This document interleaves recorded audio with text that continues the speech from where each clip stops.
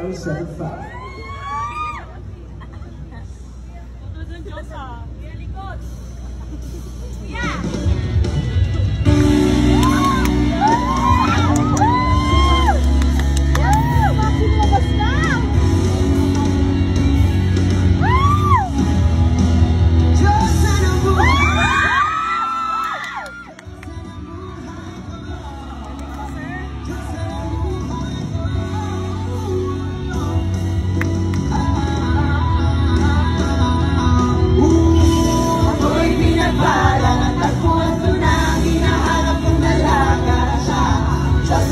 Diyosa ng buhay ko, Diyosa ng buhay ko.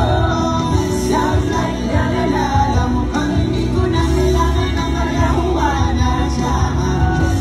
Diyosa ng buhay ko. Akala ko wala na kwenta ang buhay ko, pero sa'yo ay nagkakulay ito. Pagdating sa'yo nagdadalawang sungay ko, yung dating matigas nagiging di man ako kasing macho ni Johnny Bravo, pero itatay ako sa'yo lahat mag-iba. Oo, hindi ako biniyayaan maging gwapo, pero I promise to you, baby, di ako galing masaya. If you ask me, di baling mailan sa'yo si Jay Batin. Bukas hindi ka basta-basta, tapos yung dating mo napakalakas pasi. Isa bagat yan, isa hot like fire. You're so light up, as a sky. Gusto kita and I won't deny. Pag napasakit ka, Diyos ko po ina.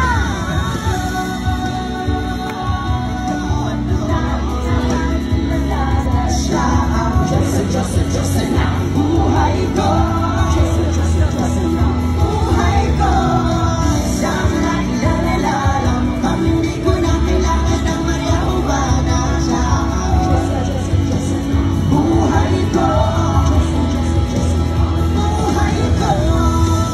Sana'y nakikinig ka, iniibig kita. Huwag kang mag-alala dahil sa kanila ay ibang-iba ka. Di na dapat magtaka kung bakit gusto kita. Tinawag kitang Diyosa dahil ang hirap sinasama ka.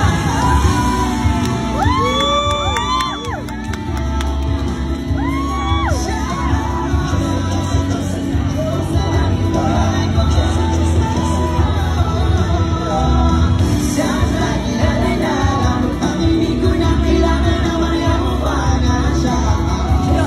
Diyosa ng buhay ko. Diyosa ng buhay ko.